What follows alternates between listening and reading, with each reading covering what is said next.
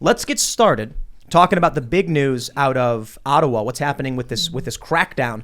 Daily Mail reports Trudeau's trucker crackdown begins. Hundreds of cops backed by armored vehicles and horses arrest at least 100 Freedom Convoy protesters in Ottawa and tow 21 big rigs using Emergencies Act power. So we got a bunch of photos out of here. Mounted officers showing up, people screaming. You've got you've got regular, looks. I don't know if these are like community officers or what. They're not wearing armor or anything like that. But here you've got what appears to be some kind of riot control armed with tear gas, gas masks. Look at this guy. Look, I've seen this stuff throughout my time. I've seen it at violent riots. I've seen it at, mostly violent riots. Typically, when I see peaceful protesters, you might see stuff like this, but you don't see this severity. I've certainly seen police brutality at peaceful protests, especially from the left. Don't get me wrong. But this seems to be absolutely overplayed and extreme for a bunch of, middle-aged truckers and families with their kids and dogs and a bouncy castle. I understand people are like, well, sometimes there's confrontations. Yeah, come on. It's a peaceful occupation in a city. They should be coming in with like 10 officers peacefully saying, look, guys, you broke the law. We're going to take you in, slap on the wrist. Instead, it is Trudeau fascism crackdown, freezing people's assets, trampling people with horses. Dark days indeed, huh? Is this the group that had the bouncy house outside the... Yes, very scary. Yes, nothing scarier than a bunch of middle-aged truckers with a bouncy house for their kids. That is what I live in fear of waking up. You think you're joking, but no, seriously, they don't know how to respond to it. When you get a violent riot, the state says, oh, thank heavens, because they know that they're going to earn public support for shutting down riots, even when they barely do it. But when you got little kids in a bouncy house, they're like, whatever we do, it's going to look really, really bad. How do we handle this? They do get scared of that stuff. I suppose it's kind of like in the past when they would have kids at the front lines of the protests or the riots, right? To prevent police action, right? It's the left does it all the time. It's an optics thing. Yep. Yeah, they're even threatening to go after journalists. This is like how a monarchy doesn't know how to respond to a peaceful protest. They talk about Canada's all about, and I'm not saying Canada's the monarchy, but the Queen could stop this if she wanted. They talk about like peace. We need calmness and peace, you guys. And then when stuff like this breaks out, they don't know what to do because it's this fake, this platitude of kindness and peace, you guys, and it's this fascist, militant, quasi-democracy. So now we're seeing the true colors of how in America we fight each other for fun. And so we don't get to this point because we know how to deal with protest. It's like this country is a protest. It's something you told me. It's a great way to look at our species, the way it functions, the importance of resistance. This is bothering me. Yeah. Dark days indeed. Now I wonder what'll happen in the U.S. because DC police are saying they're pulling leave because they're worried about this as well. I can't say I'm surprised about Canada though. For those that didn't get the episode yesterday, we had a Canadian guy, Stephen Marchand. He wrote a book about Civil War, and I think his perspective is really interesting. I think I disagree with him to a great deal, but he was basically saying in the United States there's two countries, a multicultural democracy and a constitutional republic, and I was like, wow, that's an excellent way to point out what's happening. And of course, the United States is and always has been a constitutional republic. Therefore, the multicultural democracy he speaks of is supplanting our culture, our country, our society. And that's very much what Canada is. Canada has been for a long time. He mentioned how, Canada is very unstable. And he was surprised the U.S. was destabilizing. And I'm like, the U.S. has been stable because we are a constitutional republic. It's a safeguard to make sure there's, from the smallest jurisdiction on up, people have representation. Yeah. It doesn't seem like you get that with Canada. It seems like they just don't care about you. You're a cog in their machine. If you watch Canadian Parliament, that was the feeling I got. It's like a clown show. Like it's dudes wearing a big white puffy outfit, and you're like, what in the hell? And then they heckle each other. Like, how can you get any? It's the weirdest ancient practice, tradition, or whatever the hell, but it is not like stable. Well, I was doxxed this week as a contributor to the Freedom Convoy Give, Send, Go. Congratulations. Yeah, I was actually quite proud of it. It was a positive experience. I was so proud. But I've been Team Convoy since day one on this, and it means so much to so many of us. I look at Australia, I look at Canada, I look at even Italy, my favorite country to visit, and I don't even recognize these places. And it makes me so proud to be an American in a red state. I live in Texas, work in Tennessee, vacation in Florida.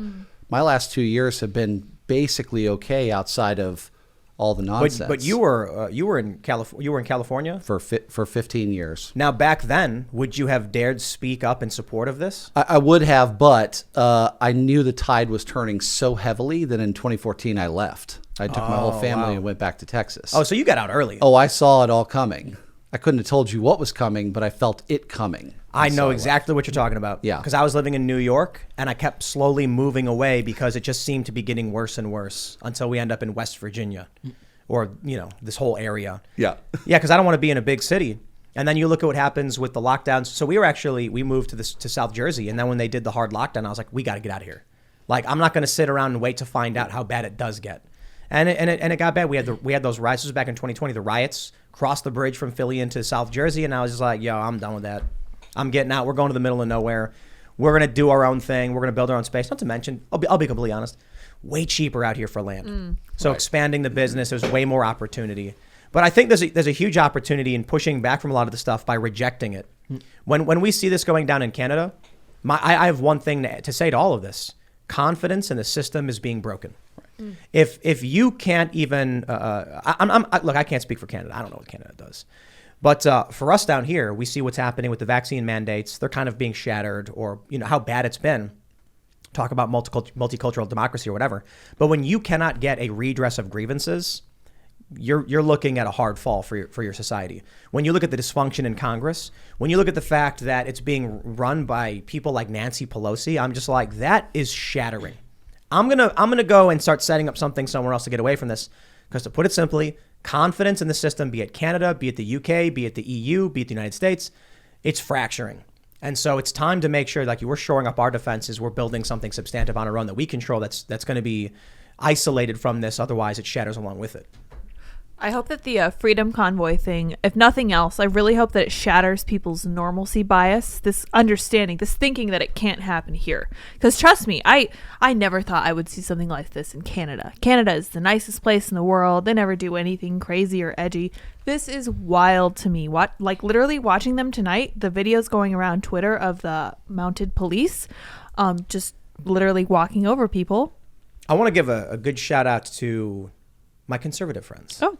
Who specifically, I'm not saying all conservatives, the ones who defended Ron DeSantis and Florida passing the anti-riot bill that would make it a felony to block roads.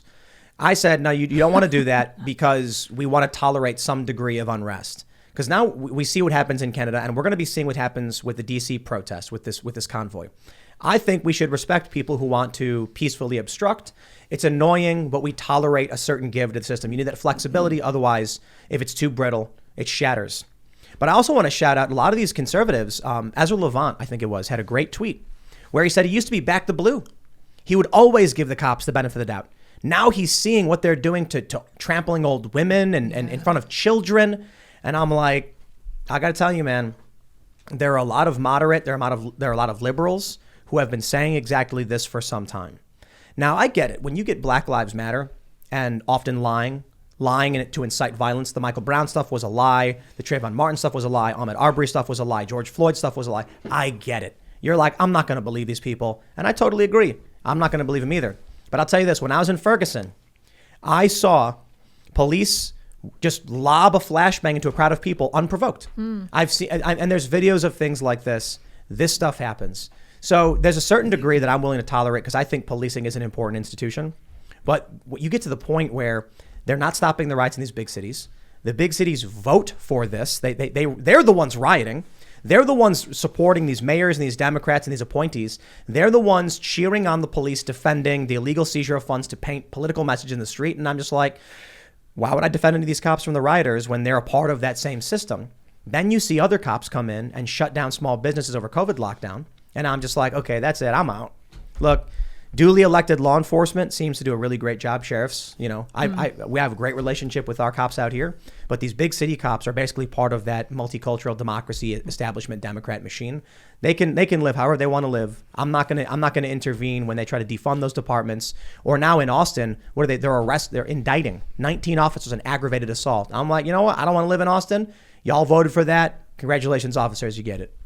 I understand the isolation mentality, I was thinking about this a lot too, because if we really hit like a bad place of civil war or like where all the power went out, you'd get roving bands of militants that are like really good at what they do. It's called I don't know what you call it, but not imbalanced war. What do they call it? Where like one side is way better than the other side. Asymmetrical war. You'll get people, they'll go from house to house and raid every house. There'll be like 12 guys with machine guns or semi-autos raiding house by house to get all the valuables. And like everyone, these Americans are like, I got my guns. I'm safe. I'm going to stay here in my house. But you're a sitting target. These people know how to conquer and control. And there will be, so I understand the desire to isolate, but those kind of things will come for you if you try and isolate. It is good to be out in the country and have space, but isolation is not the answer. You need to be involved consciously with your fellow man.